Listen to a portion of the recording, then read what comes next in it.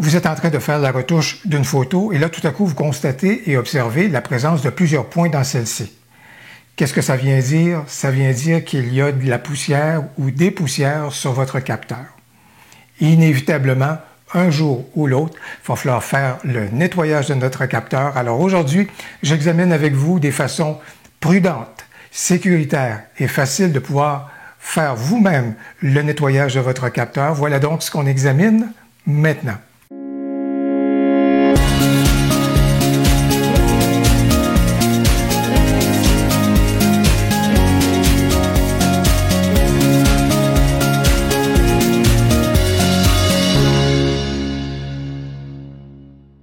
Je reviens d'un très agréable séjour sur le bord de l'océan, sur le bord de la mer. Et lorsqu'on en profite pour faire de la photo, fort à parier que le sable va trouver une façon de s'immiscer dans votre appareil photo et va venir se loger sur le capteur.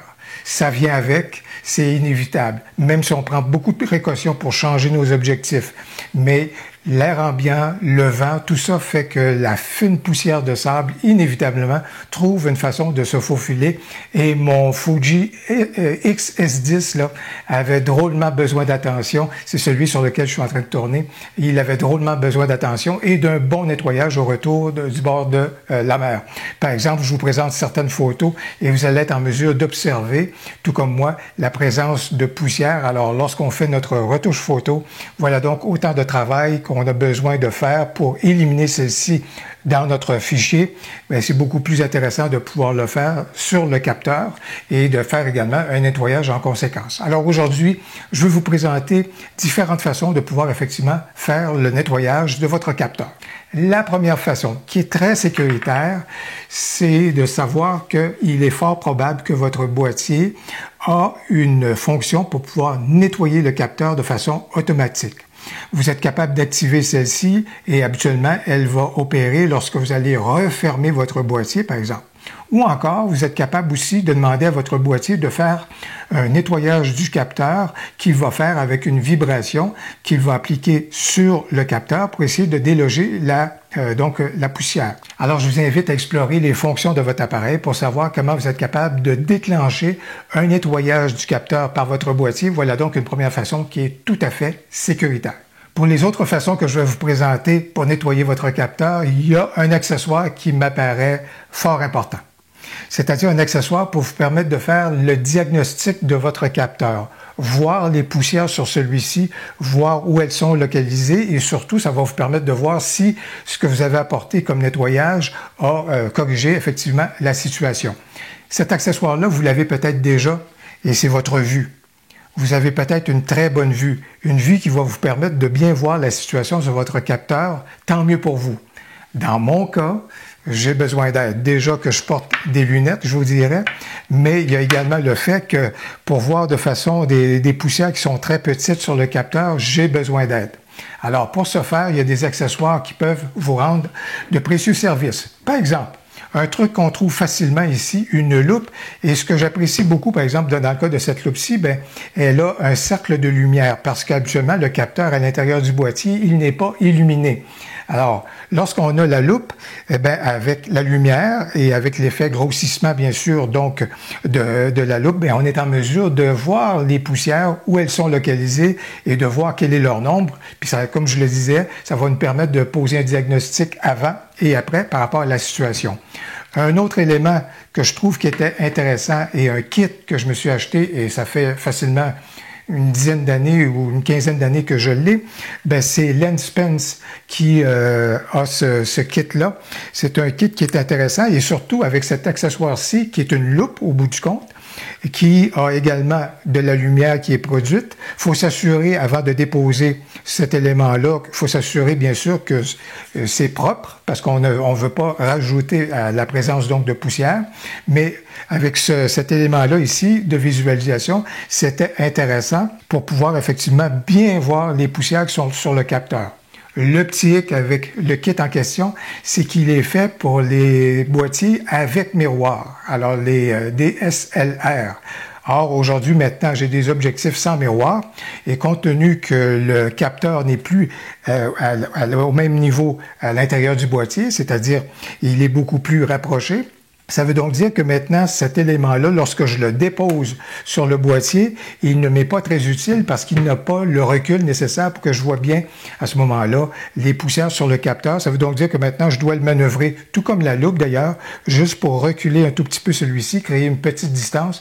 Et là, ça va me permettre de voir les poussières qui sont présentes sur le capteur. Donc, malgré ce désavantage-là, ça reste un kit qui peut être intéressant. Et ça, les deux accessoires que je viens de vous dire, à moins que votre œil fasse déjà le boulot, c'est nécessaire pour nous permettre d'apprécier la situation. Lorsque vous aurez fait le choix des équipements que vous aurez besoin pour nettoyer votre capteur, peut-être qu'il y en aura parmi ceux que je vais vous présenter, peut-être que ce sera d'autres façons. Vous allez dans les fonctions de votre appareil, vous allez dans les fonctions pour le nettoyage de capteur, et là, vous allez lui dire que vous voulez faire un nettoyage manuel de votre capteur.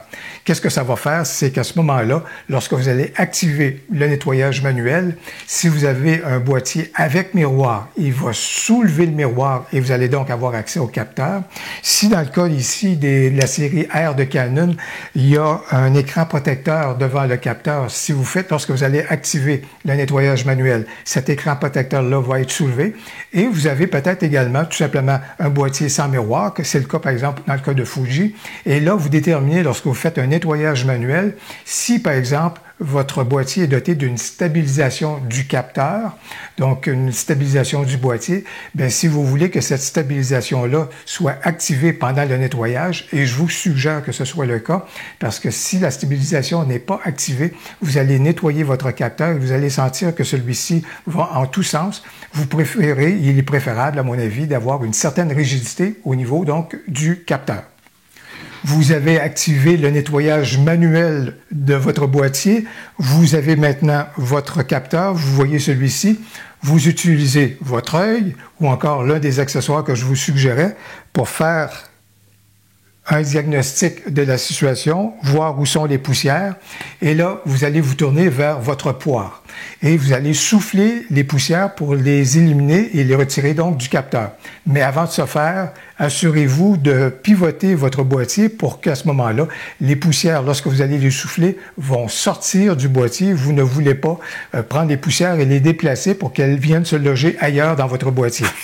Alors, ce qu'on va faire tout simplement, on introduit la poire à l'intérieur et on ne s'en va pas toucher nécessairement au capteur. On s'assure d'être à une certaine distance, mais on va souffler aux différents endroits où les poussières sont présentes. De temps en temps, on examine la situation, voir où sont les poussières, s'il en reste, et viser de façon un peu plus précise là où il y en a. Les deux premières façons que je vous ai suggérées, ben, ça peut faire un très bon boulot, mais est-ce que des fois on réussit un sans faute? Malheureusement, des fois, il faut vraiment se tourner vers une troisième façon de pouvoir aller nettoyer le capteur, c'est-à-dire carrément intervenir sur celui-ci. Il y a plusieurs façons de pouvoir y parvenir. Je vais vous en parler de deux. Je vous parlais tout à l'heure du kit de Lenspens qui est vendu et que j'ai utilisé pendant à peu près une quinzaine d'années. Alors, avec ce kit-là, ce qui est intéressant, c'est qu'il y a évidemment l'aide à la visualisation qui est juste là. Et vous le remarquez, juste ici, il y a une ouverture qui est juste là. Ce qui fait que je suis en mesure de loger la loupe au-dessus à ce moment-là du capteur, de bien voir celui-ci. Et Lenspens nous fournit un genre de petit crayon qui a un feutre à ce moment-là à l'extrémité.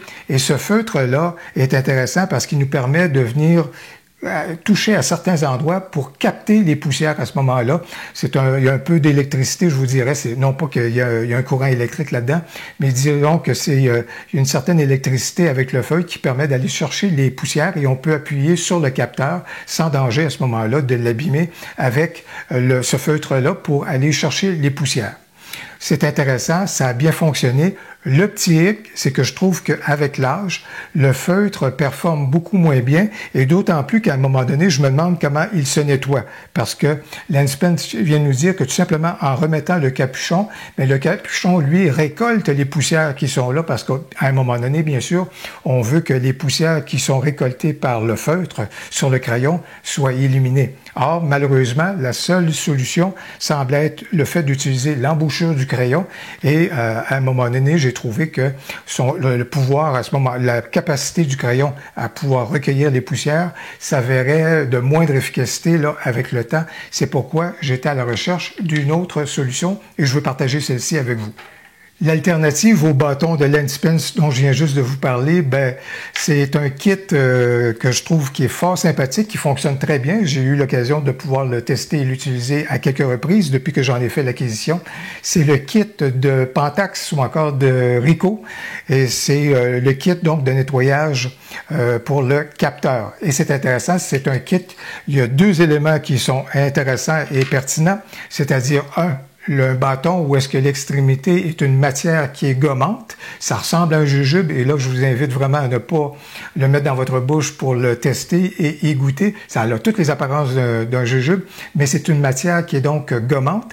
Ce qui est intéressant, c'est que la forme de la matière gommante ici nous permet d'aller vraiment dans les coins de façon bien précise. Alors, c'est intéressant. Et l'autre élément du kit en question, ben, c'est un papier qui est également collant, ce qui fait qu'une fois qu'on a terminé de déplacer notre bâton sur le capteur, bien, les poussières qu'on a récoltées à ce moment-là, on vient les appliquer sur le papier qui est collant et ça vient donc soustraire les poussières en question. Il y a une autre façon également de nettoyer le capteur avec une spatule et une substance liquide. Là encore, pour ceux qui le pratiquent, ils vous diront également que c'est sécuritaire et je crois que c'est effectivement le cas.